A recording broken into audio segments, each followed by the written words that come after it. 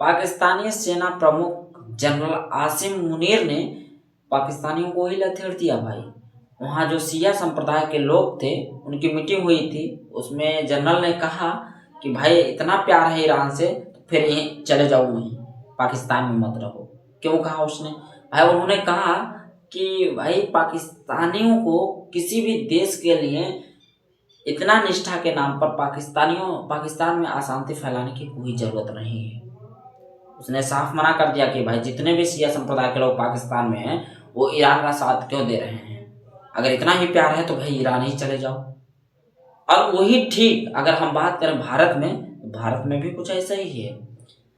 भारत देश में जो शिया संप्रदाय के लोग हैं या जो मुस्लिम हैं वो ठीक वैसा ही कर रहे हैं जैसा कि पाकिस्तान के शिया संप्रदाय के लोग कर रहे हैं। देखिए, मुस्लिम संप्रदाय दो भागों में बटा हुआ है, एक सुन्नी संप्रदाय, एक शिया संप्रदाय। सुन्नी संप्रदाय अपने आप को पक्का मुसलमान भी मानते हैं, जबकि शिया संप्रदाय से परहेज भी लोग करते हैं। इनके धर्मों में ऐसा देखा गया है।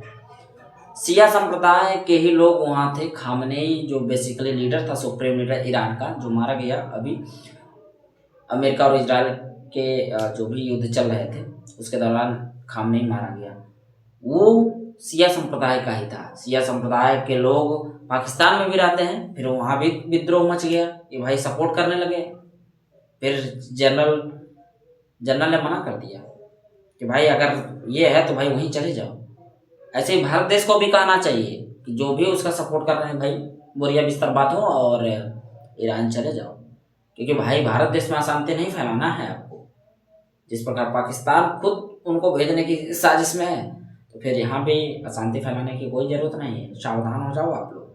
किसी भी देश में निष्ठा नहीं होनी चाहिए, सिर्फ अपने देश में निष्ठा होना चाहिए। जिस देश में आप पैदा हुए हो, जिस देश की मिट्टी में आप पले बड़े हो, जिस देश का अन्न खाते हो, जिस देश के अंदर रहते हो, उस देश के लिए प्रेम और निष्ठा होनी चाहिए, औरों के लिए नहीं। बाकी हर हर महादेव, जय भारत माता।